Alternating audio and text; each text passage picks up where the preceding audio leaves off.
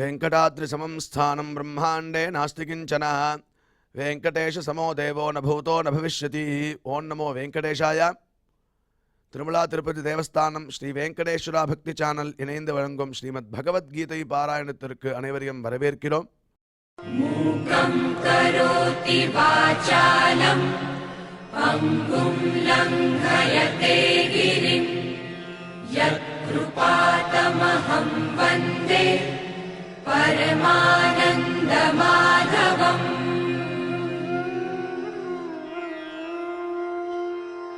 करारविन्देन पदारविन्दम् मुखारविन्दे विनिवेशयन्तम् वटस्य पत्रस्य पुटे शयानम् बालं मुकुन्दम् मनसा स्मरामि.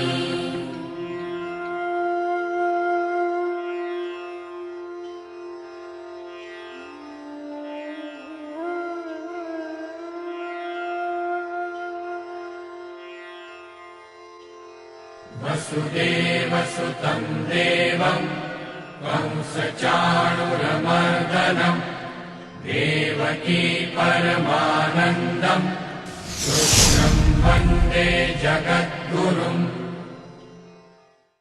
நம்மளுடைய பகவத்கீதையில் ஸ்வாத்தியாயாபியசனஞ்சைவ வாங்மயம் தப உச்சதே என்று பகவான் பிரதிதினம் வாக்ரூபமான ஒரு தபஸை ஸ்வாத்தியாய அபியசனம் செய்வா.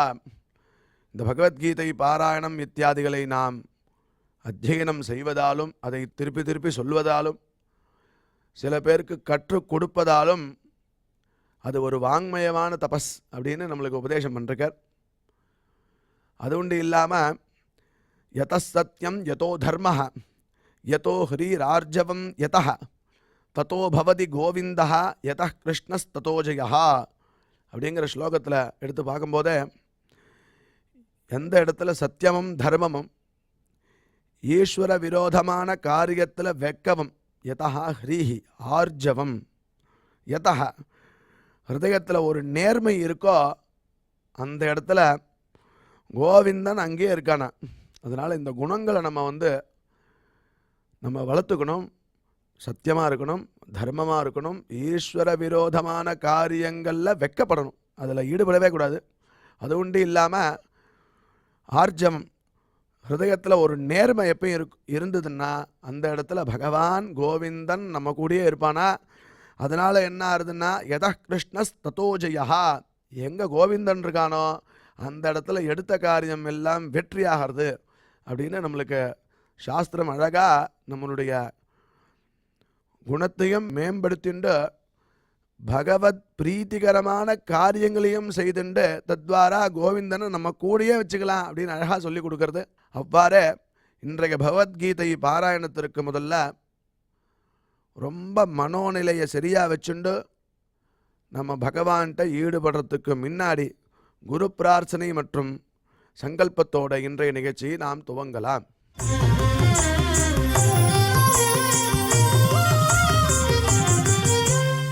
श्री गुरु प्रार्थना. गुरु ब्रह्मा गुरुर्विष्णुर् गुरुर्देवो महेश्वरः गुरुः साक्षात् परं ब्रह्म तस्मै श्री गुरवे नमः.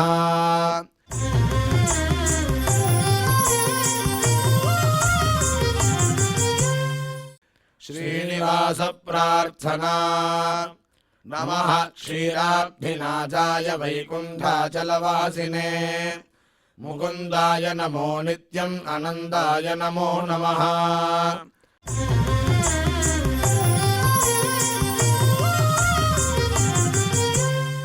अथ श्रीमद्भगवद्गीता पारायण संकल्पः.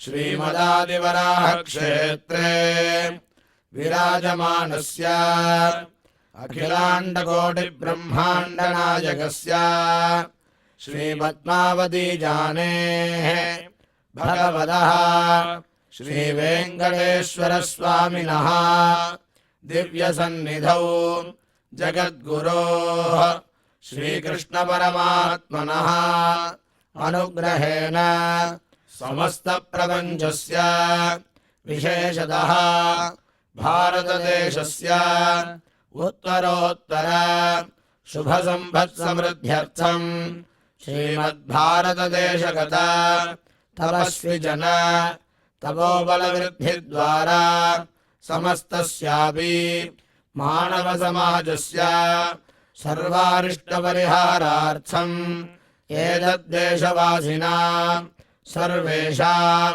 सज्जनानां योगक्षेमार्थं राष्ट्रविरोधिनां निबर्हणद्वारा जनानां चित्तशान्ति चित्तस्थैर्य सन्तोषादि अभिवृद्ध्यर्थम् एतद्देशवासिनां परस्परविद्वेष परस्परनिन्दा परस्परहिंसादीनां निवृद्ध्यर्थम् परस्परसौमनस्य सिद्ध्यर्थम् समस्तपापक्षयार्थम् श्रीमन्नारायणप्रीत्यर्थम् श्रीपरमेश्वरप्रीत्यर्थम् श्रीमद्भगवद्गीतायाः अखण्डपारायणम् करिष्यामहे।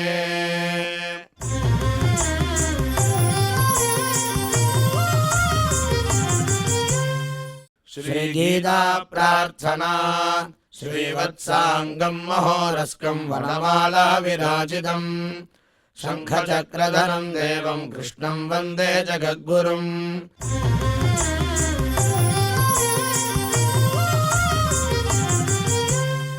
पार्थाय प्रतिबोधितां भगवता नारायणेन स्वयं व्यासेन ग्रथितां पुराणमुनिना मध्ये महाभारतम् अद्वैतामृतवर्षिणीं भगवतीम् अष्टादशाध्यायिनीम् अम्ब त्वामनुसन्ददामि भगवद्गीते भवद्वेषिणीम्।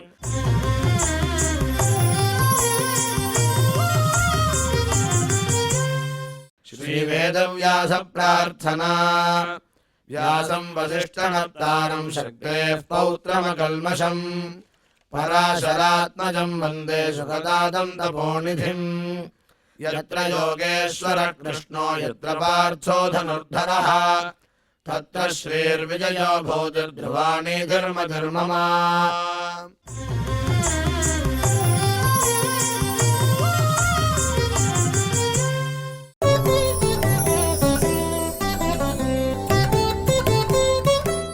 यदग्रे चानुबन्धे च सुखं मोहनमात्मनः निद्रालस्य प्रमादोत्सं तत्तामसमुदाहृतम् வித்யா விந்ததே அமிர்தம் அப்படின்னு சொல்ல பிரகாரம் நாம் இதுவரை செய்த ஸ்லோகங்களுடைய அர்த்தத்தை நமக்கு டாக்டர் ஊவே அனந்தபத்மநாபாச்சாரியார் விவரிப்பார். அதை மனதில் வாங்கிக் கொள்வோம்.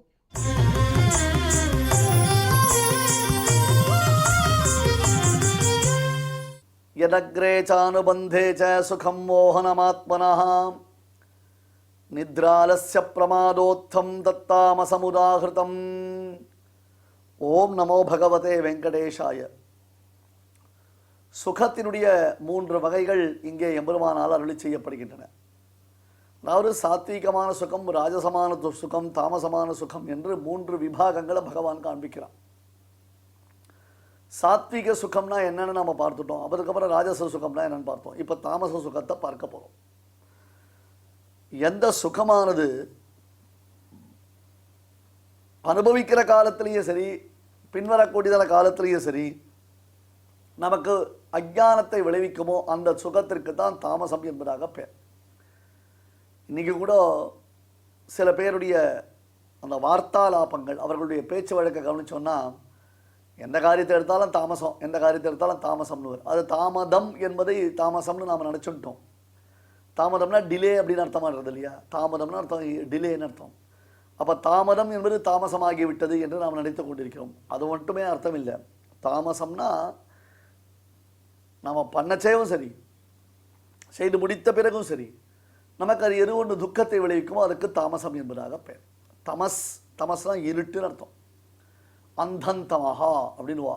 பயங்கரமான இருட்டு, டென்ச்சு டார்க்னஸ், அப்படியே கண்ணே தெரியல. கண்ணு குருடாக எடுத்தால் எனக்கு கண்ணு பார்வை இருக்கா இல்லையான்னு கூட என்னால் தெரிஞ்சுக்க முடியல, அந்த அளவுக்கு பயங்கர இருட்டாக இருக்குது சுவாமின்னு சொல்லுவாள். அதுபோல் நாம் அனுபவிக்கச்சு அந்த காரியத்தை பண்ணும்பொழுதும் சரி, அந்த காரியத்தினுடைய பலன் ரிசல்ட் வரும்பொழுதும் சரி, 2 சமயத்தில் நமக்கு துக்கமாக இருக்கும். இப்போ ஒரு எக்ஸாம்பிள் வச்சுக்கோங்களேன், எக்ஸாம்பிளுக்கு ஒரு எக்ஸாம் சொல்கிறேன். அந்த எக்ஸாமில் நாம் என்ன பண்ணுறோம், இப்போ நாளைக்கு படிச்சுக்கலாம்னு சொல்லிட்டு உட்காந்து அப்படியே ஏமாற்றிட்டே இருக்கும். கடைசியில் அந்த மறுநாள் எக்ஸாம்லாம் எந்த கொஸ்டின் படிக்கிறது, எந்த கொஸ்டின் மனசில் நிற்க வச்சுக்கிறது, எதை வந்து நாம் பைகாட் பண்ணுறதுனே தெரியாது நமக்கு. அப்படியே தத்தளிப்போம். அப்பயும் படிக்க முடியாது. அப்புறம் பரீட்சை எழுதினாலும் டும் டக்கா தான், அவ்வளோதான். என்ன பரீட்சை எழுதினா என்ன ஆகும், பாஸ் ஆக முடியுமா? இதெல்லாம் பிகாஸ் ஆஃப் த தாமசம். அது தூங்கிட்டே இருக்கலாம், ஜாலியாக இருக்கலாம், அப்படி வேடிக்கையாக இருக்கலாம், ஃபன் பார்த்துட்டு இருக்கலாம், டிவி பார்த்துட்டு இருக்கலாம், வாட்ஸ்அப் பார்த்துட்டு இருக்கலாம், அவர் ரீல்ஸ் பார்த்துட்டு ஜாலியாக டயத்தை போக்கிட்டு இருக்கலாம். என்னமோ ஒரு காரியம் பண்ணுறோம் நம்ம. இது தாமசம்னா பரமாத்மா. இந்த பாருங்க, சில ஸ்லோகங்களுடைய அர்த்தங்களை அப்படியே கொஞ்சம் இழுத்து தான் சொல்கிறேன், கொஞ்சம் எக்ஸ்டென்சிவாக தான் நான் சொல்லிகிட்டு இருக்கேன். ஏன் எக்ஸ்டென்சிவாக நான் சொல்கிறேன் அப்படின்னு கேட்டால், அப்போ தான் அதை கொஞ்சம் மனசில் பதியறதுக்கோசரம் சில outside examples, present scenario இதெல்லாம் எடுத்துகிட்டு சொல்கிறேன். இவ்வளோ சொல்லணுமா சுவாமினா, சில பேருக்கு போர் அடிக்கிறது, சில பேருக்கு அது என்ஜாயபிளாக இருக்குது. நிறைய அன்பர்கள் இப்போ சமீபத்தில் அடியேன் அந்த பஞ்சாமிரதத்தில் எலுமிச்சம்பழம் புழியறதை பற்றி சொல்லச்சே கூட நிறைய பேர் வந்து ரொம்ப சந்தோஷப்பட்டா. ரொம்ப ரியலிஸ்டிக்கான எக்ஸாம்பிள் சுவாமி இது, even the layman can understand the examples அப்படின்ற மாதிரி அதை எடுத்தும் போகிறான். அதனால் கொஞ்சம் சில விஷயங்களை நம்ம எலாபரேட் பண்ண வேண்டியதானே இருக்குது. யதக்ரேச்ச அனுபந்தேச்ச சுகம் மோகனம் ஆத்மனஹா. அனுபவ காலத்திலும் பிற்காலத்திலும், அதாவது பலன் வரக்கூடிய காலத்திலும் நமக்கு அஜ்ஞானத்தையே விளைவிக்கக்கூடியதான சுகம். இந்த இடத்துல துக்கம்னா அர்த்தம் அஜ்ஞானம். அஜ்ஞானம்னா அகம் அஜ்ஞானஜம் தமஹா அப்படின்னாலும் பரமாத்மா. அறியாமைன்றதான இருள். அது என்ன பண்ணுறோம், எப்படி இருக்கோம், என்ன பண்ணிட்டு இருக்கோம், நம்ம என்ன மாதிரி காரியம் நடந்துட்டுருக்கு, அது நம்மளால் அதை உணரவே முடியல. அஜ்ஞானஜம், அது உறக்கம், சோம்பல், அனவதானம். அதுதான் எக்ஸாம்பிள் எடுத்துட்டேன். சும்மா தூங்கிட்டே இருக்கலாம், அப்புறம் புஸ்தகம் பார்த்துக்கலாம்னா கடைசியில் பாஸ் பண்ணுறது எப்போ, அரியர்ஸ் மேலே அரியர்ஸாக வச்சுட்டே இருக்கிறவர், வாய்தா மேலே வாய்தா வாங்குறதுன்னு வளர்லையோ கோர்ட்டில். அந்த மாதிரி 3rd இயரில் வரைச்சே ஃபஸ்ட் இயர் அரியர்ஸே இன்னும் 10 பேப்பர் பாக்கி இருக்குன்னா இல்லையா, ஒவ்வொரு செமஸ்டருடைய அரியர்ஸை இன்க்ரீஸ் ஆகிட்டே இருந்ததுன்னா அப்புறம் பார்த்துக்கலாம்ன்ற மாதிரி மனோநிலை ஏற்பட்டுருது. இந்த மாதிரி இது ஒரு தவறான அணுகுமுறை, ஒரு தவறான ஒரு பார்வை. இது அதை இங்கே கண்டிக்கலாம். இதை சொல்கிறான் பெருமாள். எத் சுகம், எந்த சுகமானது, அக்ரேச்ச அனுபவ காலத்திலும், அனுபந்தேச்ச பின்னர், அனுபந்தம்னு அர்த்தம் அதனுடைய பலனை அனுபவிக்கக்கூடிய சமயத்திலும், ஆத்மனஹா மோகனம், ஆத்மனஹா மோகனம், தனக்கு மோகத்தை விளைவிக்கிறதோ, அஜ்ஞானத்திற்கே காரணமாகிறதோ, நித்ரா ஆலஸ்ய பிரமாத உத்தம். நித்ரா தூக்கம், ஆலஸ்யம் என்ன சொன்ன, பண்ணலாம்ப்பா, ஆகட்டும் பண்ணலாம், கொஞ்சம் டயர்டாக இருக்குது அப்புறம் பார்த்துக்கலாமா அப்படின்னுவோம். அப்புறம் பிரமாதம்னா தமிழ் பிரமாதம் இல்லை, சம்ஸ்கிருதத்தில் பிரமாதம் அனவதானதா, கேர்லெஸ்னஸ் அப்படின்லாம். தத் தாமசம், அதுக்கு தான் தாமசம் என்று பெயர். இதை பிரித்து பார்க்கும் பொழுது இன்றைக்கி நான் மறுபடியும் நம்ம இளைய தலைமுறை தான் சொல்ல முடியும். சரியான சமயத்தில் தூங்கணும், சரியான சமயத்தில் எழுந்துக்கணும். இரவில் 2 யாமங்கள் தூங்க வேண்டும். அதாவது ஒரு யாமம்ன்றது 3 hours, 2 யாமம்ன்றது 6 hours. 10 மணிக்கு படுத்துக்கணும். என்னுடைய திருத்தகப்பனார் அடிக்கடி சொல்லுவார், ராத்திரி படிக்கிறத என்னுடைய திருத்தகப்பனார் ஒத்துக்க மாட்டேன். நான் காலேஜ் படிக்கச்சே கொஞ்சம் ராத்திரி வெளில படிக்கிறதுக்கு ட்ரை பண்ணுவேன். நான் ஒன்றும் பெருசாக படிச்சிட மாட்டேன், இருந்தாலும் படிக்கிற மாதிரி ஃபிலிம் காமிப்பே வச்சுக்கோங்களேன். அப்போ என்னுடைய தகப்பனார் சொல்லுவார், early to bed early to rise அப்படின்னுவார். சீக்கிரம் படுத்துக்கணும், சீக்கிரம் எழுந்துக்கணும். போய் படுத்துக்கோ, கார்த்தால எழுந்துரு. நமக்கு இந்த கார்த்தால எழுந்துக்கிறது தான் பெரிய பிரச்சனையே இருக்குது. காலங்காத்தால எழுந்துக்கிறது தான் பெரிய ப்ராப்ளம். காலங்காலத்தில் எழுந்து தான் ஆகணும். தினந்தோறும் கார்த்தால நித்தியகர்மானுஷ்டானங்கள் நமக்கு இருக்குது. அதுவும் தனுர்மாசம்லாம் வந்துருக்குன்னா நித்திய கார்த்தால ஒரு திருவாராதனம், மறுபடியும் ஒரு திருவாராதனன்றதாக இருக்குது. அது தவிர காலங்காத்தால சொல்ல வேண்டியதான பிரம்மசூத்திர பாட்டங்கள், கீதா பாஷ்ய பாட்டங்கள்லாம் காலங்காத்தால அதை ஆரம்பிக்கணும். அது ராத்திரி முழிச்சுருக்கச்சே புஸ்தகம் பார்க்கச்சே ரொம்ப இன்ட்ரெஸ்டிங்காக இருக்குது. ஒன்றும் ஃபேஸ்புக்கு ஃபேக் புக்கு எதுவும் பார்க்குறது இல்லை, ஒழுங்காக இந்த புஸ்தகம் தான் பார்க்குறது. ஆனால் என்னுடைய தகப்பனார் சொல்லுவார், சீக்கிரம் எழுந்துடணும். அவர் 4 மணிக்கெலாம் எழுந்துருவார். என்ன ஆனாலும் சரி 10 மணிக்கு போயிடுவார் பெட்டுக்கு, 10 மணிக்கு படுக்க போயிடுவார். அதுக்கப்புறம்லாம் தேவையில்லாமல் முழிச்சுட்டுக்கவே மாட்டார். கண்ணை கொட்டி பார்க்குறது அப்படின்லாம் இருக்குது. அந்த காலத்தில் சில சமயம் ராத்திரி வேளையில் இந்த கிரிக்கெட் மேட்ச் நடக்கும், அதுக்காக முழிச்சுட்டு இருப்போம். அதெல்லாம் அலோவ் பண்ண மாட்டார் அவர். அதுவும் இல்லாமல் வீட்டில் இப்போ மாதிரி ரூமுக்கு ரூமு டிவி, ரூமுக்கு ரூமு ஃபோனு அப்படிலாம் கிடையாது. ஹாலில் எல்லோரும் இருப்பா, அந்த இடத்துல மட்டும்தான் டிவி இருக்கும். எல்லாரும் தூங்கிட்டு இருக்குச்சே ஒருத்தர் டிவி பார்க்குறது இம்பாசிபிள். அது தவிர மொத்தவரும் வரிசையாக படுத்துட்டு இருப்பாள். அவளை தாண்டி போய் டிவி ஆன் பண்ணுறது, அப்புறம் அது அப்பப்போ 2 தட்டு தட்டுறது, மேலே போய் ஆண்டனா சரி பண்ணுறது, இல்லை ராத்திரி வேளையில் நடக்கிற காரியமாக அதெல்லாம் வாய்ப்பே இல்லை. அது ஒரு பழக்கம், அது ஒரு ப்ராக்டிஸ். இப்போ இந்த கம்பெனியில் நாம் ஒர்க் பண்ணுறோம், அவள் எப்போ வேணால் கூப்பிட்றா, ஒர்க் ஃப்ரம் ஹோம்னு போட்டுக்கிறோம், அவள் எப்போ வேணால் நம்மளை வந்து என்கேஜ் பண்ணுறா, அவள் கால் கால் கால் அப்படின்றோம், கால் அரை முக்கால்னு கால் ஃபோன் பேசுகிறா, ஃபோனுக்கு நாங்கள் ப்ரையாரிட்டி கொடுக்குறோம் அப்படின்றதாக சொல்கிறோம். அது ரொம்ப பிரதிபந்தகமாகிடுறது. வேலைக்கு தூங்குறதில்ல, வேலைக்கு எழுந்துக்கிறதில்ல, மேற்கொண்டு செய்யக்கூடியதான காரியங்களில் எரிச்சலை உண்டாக்குறது. யாமத்வயம் ஷயானஸ்து பிரம்மபூயாய கல்பத்தே, யாமத்வயம் ஷயானஸ்து பிரம்மபூயாய கல்பத்தே. பிரம்மசாமியத்தை அடைகிறான் என்ற ஒரு வாக்கியம் இருக்கு. 6 மணி காலம் 10 to 4 அப்படின்னு 6 hours, இந்த 6 மணி நேரம் யார் தூங்குறாளோ அவன் பிரம்மசாமியத்தை அடைகிறான். யாமத்வயம் ஷயானஸ்து பிரம்மபூயாய கல்பத்தே. நான் பிரம்மசாமியத்தை அடைகிறான்னா அப்படின்னா பிரம்மசாமியம் கிடச்சிடும், உடனே அவன் மோட்சத்துக்கு போயிடுவானா, சரணாகதி பண்ணிக்க வேண்டாமா அப்படிலாம் அர்த்தம் கூடாது. அவனுடைய லைஃப் ரொம்ப சுகமாக இருக்கும்னு அர்த்தம், ஹெல்த்தியாக இருக்கும். அந்த லைஃப்பில் அவனுக்கு ஃப்ரஸ்ட்ரேஷன் ஏற்படாது. சரியான தூக்கம் இல்லை என்றால், நாம் இப்போ தூங்கிட்டு இருக்கோம், தூங்குறது ஒரு சுகம்தான் நமக்கு, தூக்கம்ன்றது ஒரு சௌக்கியம்தான். நாம் தூங்கின்னு இருக்கச்சே யாராவது ஒருத்தர் டிஸ்டர்ப் பண்ணால் எவ்வளவு கோபம் வருது நமக்கு. அதனால தான் தூக்கத்தை சுகம்னு சொல்கிறோம். நைட் ஷிஃப்ட் வேலை பார்க்குறோம் சுவாமி, நைட் ஷிஃப்ட் வேலை பார்க்குறோம், நைட் ஷிஃப்ட் வேலை பார்த்துட்டு ரொம்ப டயர்டாக போயிடுது. குடும்பத்துக்காக உழைக்கிறோம், குடும்பத்தை ரட்சிக்கிறதுக்காக உழைக்கிறோம்.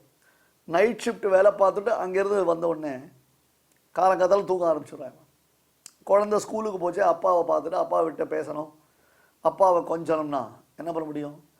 சாயங்காலம் அந்த குழந்தை ஸ்கூல்லேருந்து வரத்துக்குள்ளே இவன் கிளம்பி திருப்பி ஒர்க்கு வேலைக்கு போய்ட்றான். ஒரு காலத்தில் தொடர்ந்து உபன்யாசங்கள் வெளியூர்களில் பண்ணியிருந்தான். அந்த உபன்யாசத்தில் ஜோக் அப்படின்னு ஒன்று சொன்னேன். என்ன ஜோக்குன்னா, கார்த்தால் எழுந்துக்கச்சே அதாவது நைட் ஷிஃப்ட் பார்த்துட்டு வந்து இவன் படுத்துக்கிறான், குழந்தை இவனை பார்க்கலை, திருப்பி குழந்தை ஸ்கூல்லேருந்து வரத்துக்குள்ளே இவன் திருப்பி கிளம்பி போயிடுறான். சாட்டர்டே சண்டே மட்டும் வீட்டில் இருக்கான். அப்போ ஒரு நாள் குழந்தை சொல்லிட்டு, சாட்டர்டே சண்டே மட்டும் இந்த அங்கிள் நம்ம பாத்தில் இருக்காரு, யார் அவர்னு கேட்டது அப்படின்னு வேடிக்கையாக ரொம்ப அழகாக சொன்னேன். நான் இதை யாரோ ஒருத்தர் எனக்கு வேண்டாதவர் என்னுடைய மனைவியிடத்தில் போட்டு கொடுத்துட்டேன்.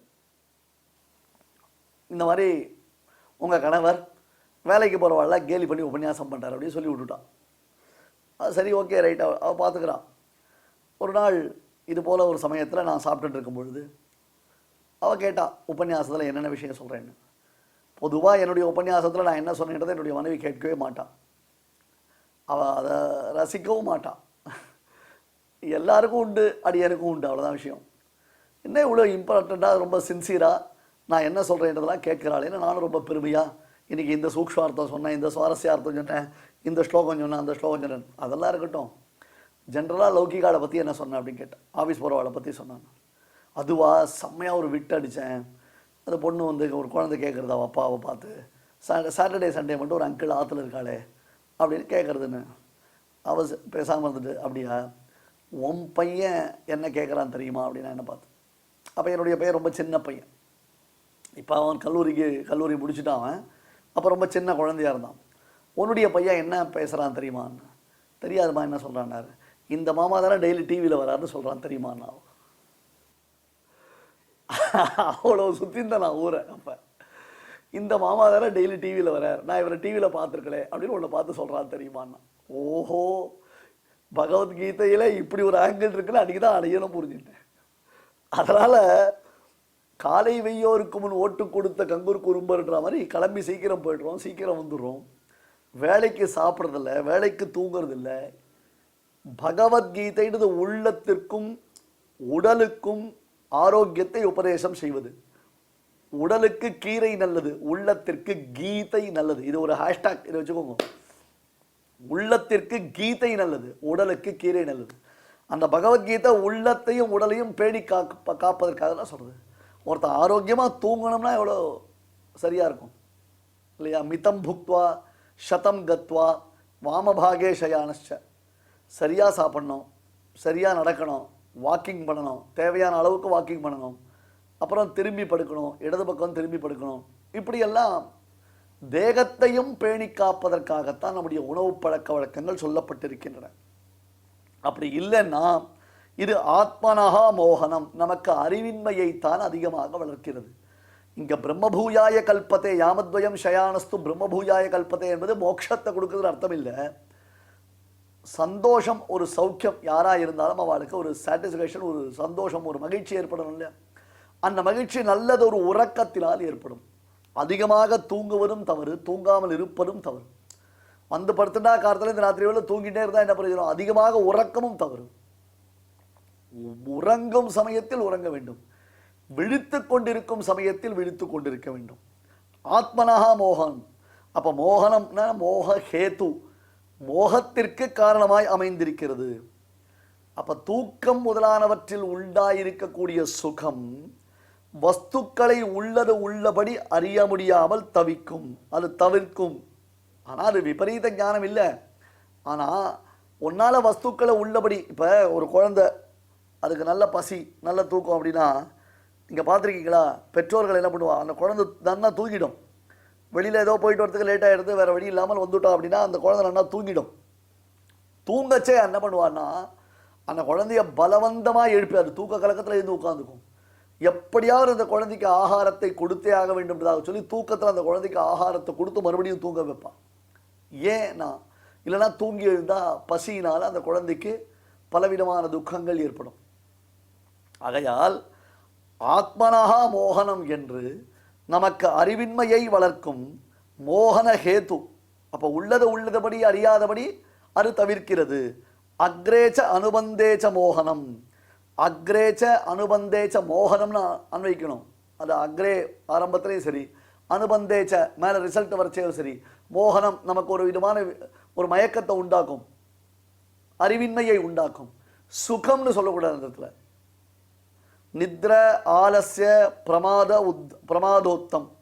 நித்ரை தூங்கச்சே ஒன்றும் தெரியாது. ந பாஹ்யம் கிஞ்சன வேதன்ற மாதிரி இருக்கும்.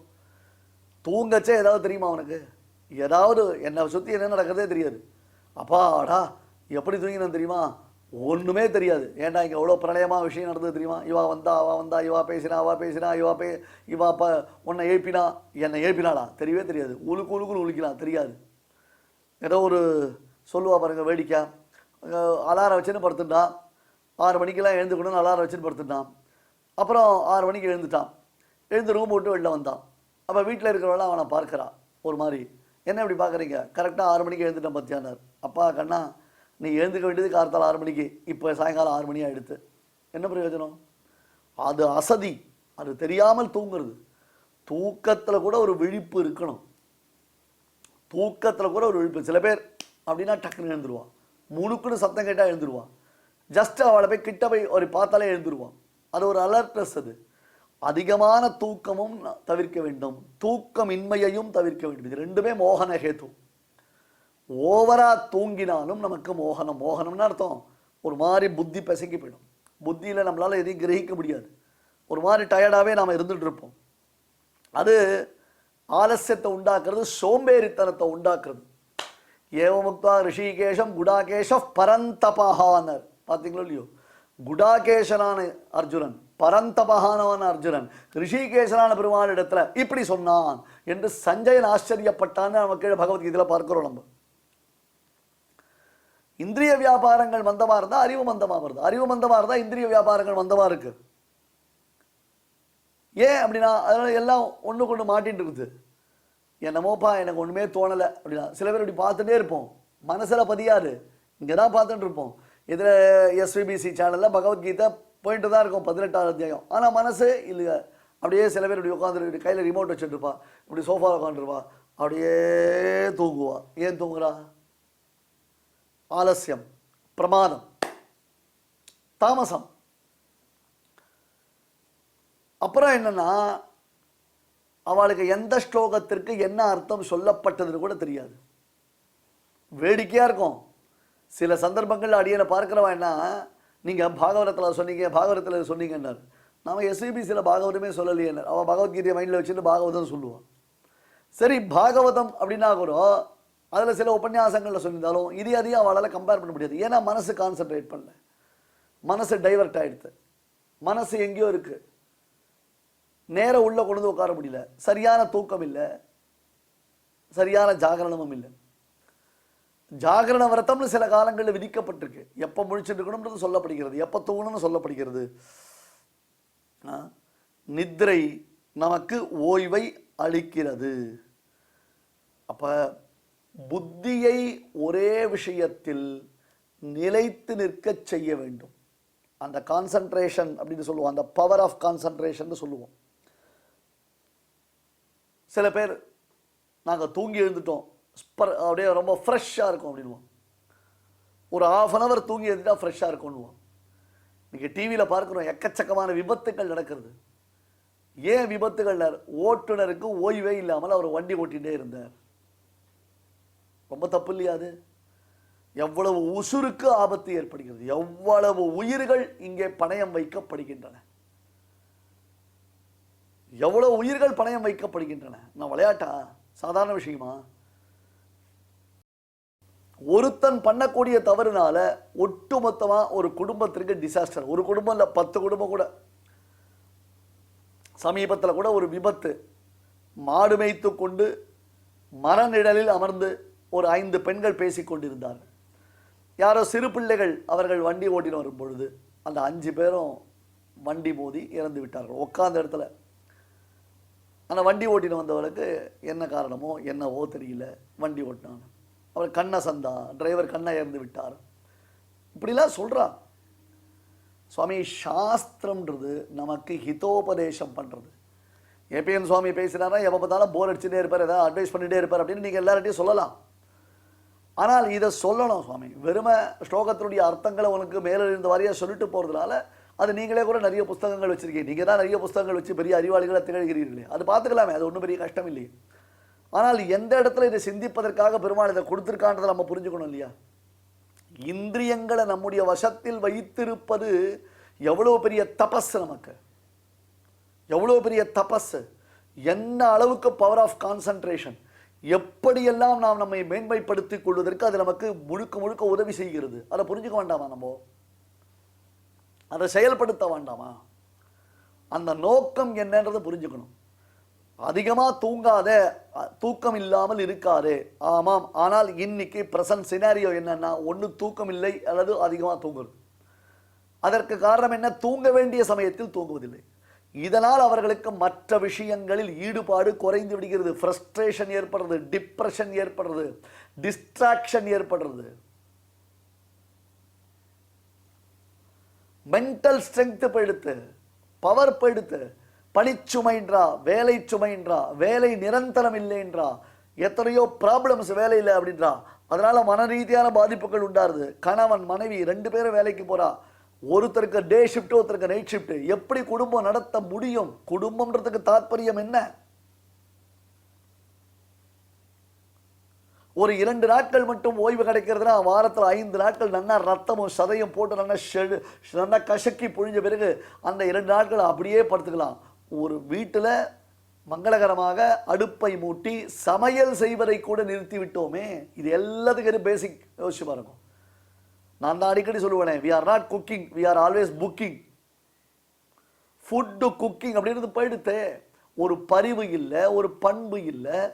கணவனுக்காக மனைவி சமையல் செய்யும் பொழுதோ அல்லது அம்மா சமையல் செய்யும் பொழுதோ அல்லது வீட்டில் உள்ளவர்கள், ஒரு நாள் கணவன் ஒரு நாள் மனைவி, தப்பு ஒன்றும் கிடையாது, ஒருத்தருக்கு ஒருத்தர் மாறிக்கலாம், பண்ணிக்கலாம். அவர்களுக்குள்ளே அந்த பரிமாற்றம்ன்றது உணவு பரிமாற்றம் மட்டும் இல்லாமல் அன்பையும் சேர்த்து பரிமாறிக்கொள்ளும் ஒரு வகையில் இருந்தது. பின்னாடி வரப்போகிறது ஆகாரத்தினால எவ்வளவு மோசங்கள். கிழியம் பல தடவை சொல்லியிருக்கேன். இது எல்லாத்துக்கும் காரணம் என்ன சுவாமி? எந்தெந்த காரியத்தை எந்தெந்த சமயத்தில் எப்படி செய்ய வேண்டும் என்னும் தெளிவின்மைதான். ஒவ்வொரு காரியத்திற்கு வகுக்கப்பட்டதான காலங்களில் அந்தந்த காரியத்தை நாம் செம்மனை செய்து வந்தோமே, ஆனால் நமக்கு இந்த ப்ராப்ளம் வராது. விழித்து கொண்டிருக்க வேண்டிய சமயத்தில் விழித்து கொண்டிருப்பது, தூங்க வேண்டிய சமயத்தில் நாம் தூங்க வேண்டியது. பகலில் தூங்கக்கூடாது, சரி பரவாயில்ல, டயர்ட்னஸ்ஸு, சில பேருக்கு உடம்பு தேக அசௌக்கியம் இருக்கும், அதுக்காக பகலில் தூங்குறது அனுமதிக்கப்பட்டிருக்கு. பகல் பொழுது முழுக்க தூங்கிட்டு இருப்பாளா? சோம்பேறிகளை பார்த்து கேட்டு பாருங்களேன், அந்த சோம்பேறி சும்மா இருக்கிறது எவ்வளோ சுகம்னு வாழ கேட்டால் தெரியும். அப்போ அந்த தூக்கம் நேரங்காலம் கடந்து விடுகிறது. நீ சரியான சமயத்தில் எழுந்து ஒரு இடத்துக்கு போகணும், ஒருத்தரை போய் மீட் பண்ணணும், இன்னைக்கு 5 மணிக்கு எழுந்து அவரை போய் பார்க்கணும்னு நீ நினச்சிட்டு இருக்க, ஆனால் உன்னை அறியாமல் நீ தூங்கி போய்டுற. அப்போ நேரம் கடந்து விடுகிறது, காலம் கடந்து விடுகிறது, மற்ற எல்லா காரியங்களும் கட்டி விடுகிறது. குளிக்கிறதுலேருந்து ஆரம்பித்து எல்லாத்தையும் நம்ம இடகுடமாக பண்ணுறோம், ஒரு பதட்டத்தில் பண்ணுறோம். அந்த பதட்டத்தினால் நம்மளால் எந்த காரியத்தையும் ஒழுக்க பண்ண முடியல. ஒருவேளை நாம் அப்படி தூங்கிட்டு இருக்கும் பொழுது, நம்ம எறியாமல் அயர்ந்து நாம் தூங்கி கொண்டிருக்கும் பொழுது, மற்றொருத்தர் நமக்கு நினைவூட்டுதலுக்காக, ஏன்பா நீ 4 மணிக்கு எழுந்து அவரை பார்க்கணும்னு சொன்னீங்க, 5 மணிக்கு எழுந்து அவரை பார்க்கணும்னு சொன்னீங்க, மணி ஆகிடுத்தேன், வாய மணின்று நான் தூங்குறேன்ல, என்னையே டிஸ்டர்ப் பண்ணுறேன். அந்த தூக்கம், அந்த தூக்கமாகிற சுகம், அந்த சுகத்தை விட்டு உன்னால் வெளியில் வர முடியல. அந்த சுகத்தை உனக்கு விட்டு கொடுக்க தெரியல. அந்த தமோகுணம் இருக்கே, அது டோட்டலாக உன்னை டாமினேட் பண்ணதுனால உன்னால் அதுலேருந்து வெளில வர முடியல. கோவம் வந்தது. அவர் பார்த்தார், நான் என்னை எழுப்பி நல்லபடியாக அவனுக்கு கொடுக்கலான்னு பார்த்தேன், விஷயத்தை அவனை எழுப்பி அவன் எங்கேயோ போகணும்னு சொன்னானே அவனுக்கு புரிய வைக்கலான்னு பார்த்தேன், அவன் என்னை வைக்கிறான், என்னை கோவிச்சுக்கிறான், நான் எதுக்கு அவனை எழுப்பணும் அப்படி பேச விட்டுட்டார். அப்புறம் எழுந்த உடனே திருப்பி நான் தான் சொன்னேன்னா நீ எழுப்பக்கூடாது, அப்பா நான் 2 தடவை எழுப்பினேன், நீ எழுந்துக்க மாட்டேன்னேன், அது தவிர இல்லை தப்பாக வேற பேசினேன், நான் ஒன்றும் சொல்லி நல்லா தூக்கச்சே நீ எழுந்து தான் கத்திட்டு தான் படுத்துட்டேன். நீ இங்கே தான் கோபமும் எவ்வளோ தூரத்தில் நம்ம மெயின்டைன் பண்ணணும், காமத்தையும் எவ்வளோ தூரம் மெயின்டைன் பண்ணணும், தூக்கத்தையும் எந்த அளவுக்கு மெயின்டைன் பண்ணணும், ஆகாரத்தையும் எந்த அளவுக்கு மெயின்டைன் பண்ணணும், எல்லாம் அதி சர்வத்திர வர்ஜயேத்து. கும்பகர்ண மாதிரி தூங்கிட்டே இருந்தா தோற்று உனக்கே பெருந்துயில் தான் தந்தானோ. யாரு? பண்டருடால் கூற்றத்தின் வாய் வீழ்ந்த கும்பகர்ணனும் தோற்று உனக்கே பெருந்துயில் தான் தந்தானோ. கும்பகர்ணனுடையது துயில், அடி பெண்ணே உன்னுடையது பெருந்துயில் என்று வர்ணிக்கிறார். கும்பகர்ணனுடையது துயில், உன்னுடையது பெருந்துயில். இப்படியா தூங்குவ? இவ்வளவு நாளியா எடுத்துப்ப? இவ்வளவு லேட்டாவா ஒவ்வொரு பெர்ஃபார்மன்ஸும் பண்ணுவேன்? அப்போ என்ன பண்ணுற? தூங்கி போயிட்ட, டயர்டாக இருந்தது, சோம்பேறித்தனமாக இருந்தது, ராத்திரிலாம் முழிச்சிருந்தேன், ராத்திரி அப்படியே இருந்ததுன்னா அதனால் காலத்தில் எழுந்துக்கிறதுக்கு முடியல, நாம் பார்க்க வேண்டியதை பார்க்கல, பேச வேண்டியதை பேசலை அப்படின்னா அர்த்தம். அடி பெண்ணே இப்படி இருந்தையான எப்படி உன்னால் வாழ்க்கையில் முன்னேற முடியும் என்று அங்கே கேட்கிறாள். அதனால் அதிகமான தூக்கத்தையும் நாம் தவிர்க்க வேண்டும். தூங்கும் சமயத்தில் தூங்க வேண்டும், தூங்காமல் இருப்பதையும் தவிர்க்க வேண்டும். அப்போ தூங்காமல் இருப்பது, அதிகமான தூக்கம், தூக்கும் சமயத்தில் தூக்கம், இதெல்லாம் நம்ம புரிஞ்சுக்கணும். அது ஓவராக போச்சுன்னா அதற்கு தாமசம். எப்போ பார்த்தாலும் தூக்கம் வருது, எப்போ பார்த்தாலும் அலட்சியம் வருது, எதையும் கவனிக்காமல் விட்டுறேன், அடடா நான் பார்க்கவில்லையே, அடடா நான் கவனிக்கவில்லையே, என்னன்னு அர்த்தம்? Concentration lacking. யதக்ரே சானுபந்தே ச சுகம் மோகனமாத்மனா நித்ராலஸ்ய பிரமாதோத்தம் தத்தாமசமுதாகிருதம். ஸ்ரீமதே பகவதே பாஷ்யகாராய நமஹா. இப்பொழுது அடியன் சொல்றதை எல்லாரும் திருப்பி சொல்லுங்க. யதக்ரே சானுபந்தே ச யதக்ரே சானுபந்தே ச சுகம் மோகனமாத்மனः சுகம் மோகனமாத்மனः நித்ராலஸ்ய பிரமாதோத்சம் நித்ராலஸ்ய பிரமாதோத்சம் தாமசமுதாஹ்ருதம் தாமசமுதாஹ்ருதம். இப்பொழுது நாம் அனைவரும் சேர்ந்து பாராயணம் செய்யலாம். யதக்ரே சானுபந்தே ச சுகம் மோகனமாத்மனः நித்ராலஸ்ய பிரமாதோத்சம் தத்தாமசமுதாஹ்ருதம். தெய்வத்தை ஆராதிக்கும் உன்னதமான வழிகளில் முக்கியமானது பகவன் நாம சங்கீர்த்தனம். அதனால் என்ன ஏற்படுகிறது என்று கேட்கலாம் இல்லையா? புண்ணியம் ஒன்று ஏற்படுகிறது. அது ஒன்று இல்லாமல் பகவானுக்கு பிரீத்தியானது ஏற்படுறது. இதை பற்றி பார்த்தோன்னா, கிம் சம்பாத்தியம் மனுஜைஹி அப்படின்னு பகவத் பாதால் பிரஷ்னோத்தர ரத்னமாலிகா அப்படிங்கிற ஒரு கிரந்தத்தில் கேட்குறார். கிம் சம்பாத்தியம் மனுஜைஹி, மனிதர்களால் எது சம்பாதிக்கப்பட வேண்டியது?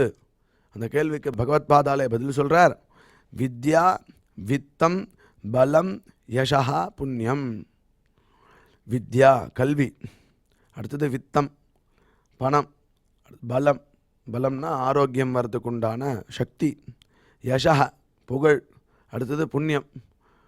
நம்ம என்ன நினச்சிட்டுருக்கோம்? பகவான் ஆராதிக்கிறதா இருந்தால் எதுவுமே வேண்டாம் அப்படின்னு நினச்சிட்டுருக்கோம். அப்படி இல்லை.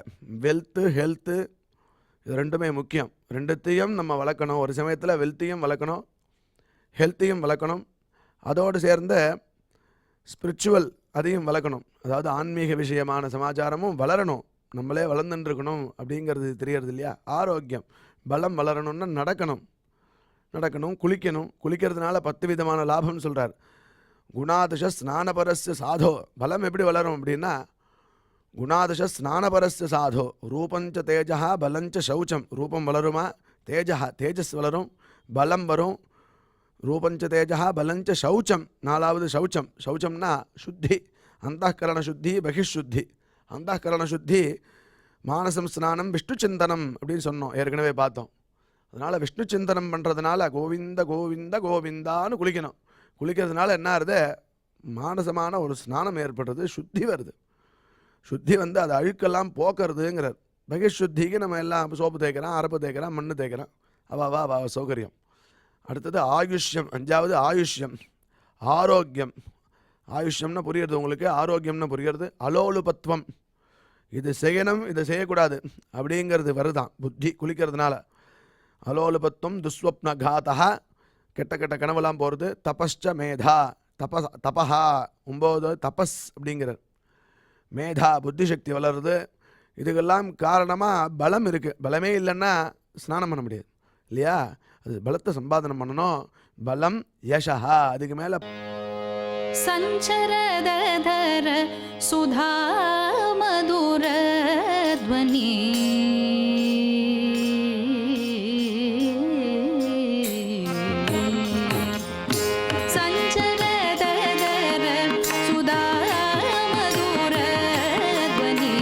முகரித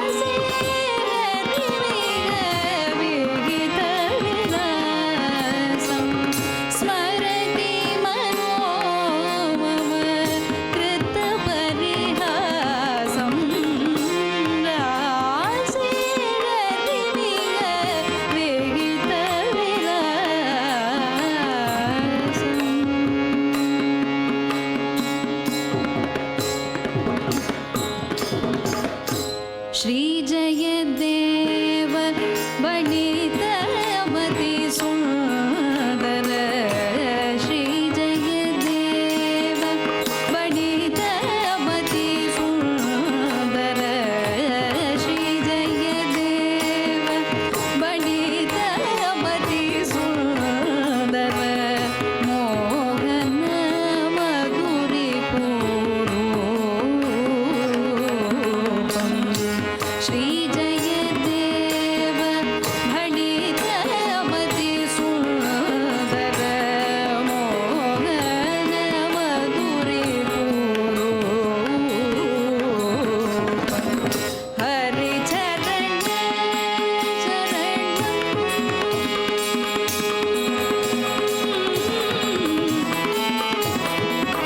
स्मरणो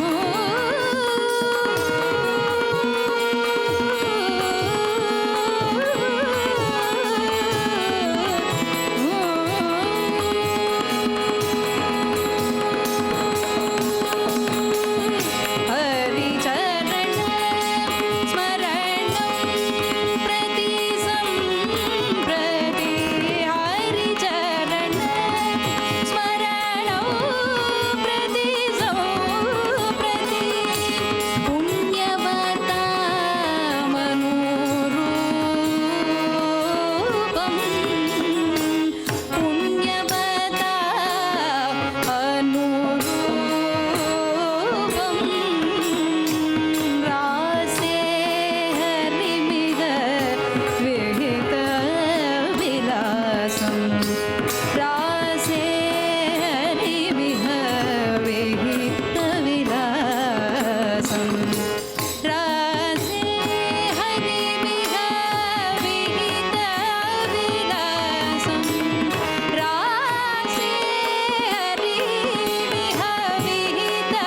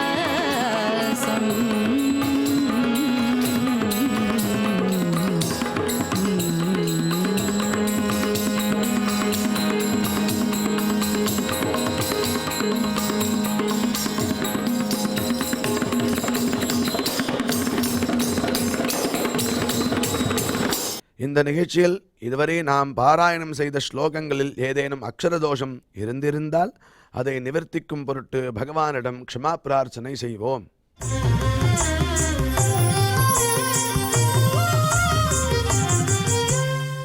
अथ क्षमा प्रार्थना यदक्षरपदभ्रष्टं मात्राहीनं च यद्भवेत् तत्सर्वं क्षम्यतां देवनारायण नमोऽस्तु ते।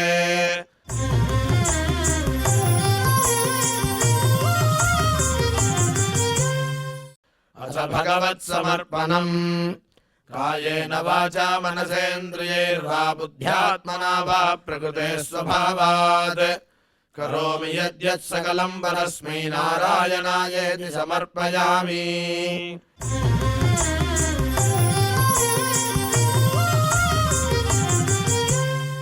अथ लोकक्षेम प्रार्थना सर्वे भवन्तु सुखिनः सर्वे सन्तु निरामयाः सर्वे भद्राणि पश्यन्तु मा कश्चित् दुःखभाग् भवेत्। சுவாமியின் அருள் நாம் அனைவருக்கும் கிடைக்க வேண்டி மங்களாசாசனத்துடன் இன்றைய நிகழ்ச்சி நிறைவு பெறுகிறது.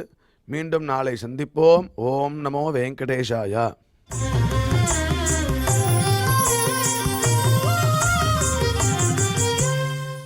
अथ मङ्गलम् श्रियः कान्ताय कल्याणनिधये निधयेऽर्थिनाम् श्रीवेङ्कटनिवासाय श्रीनिवासाय मङ्गलम्।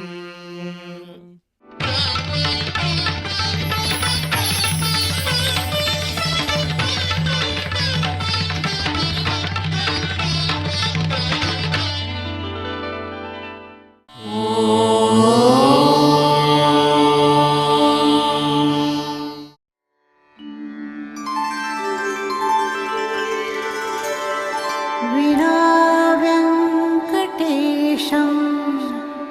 ननाथो ननाथः सदा वेङ्कटेशं स्मरामि स्मरामि हरे वेङ्कटेश प्रसीद प्रसीद प्रियं वेङ्कटेश प्रयच्छ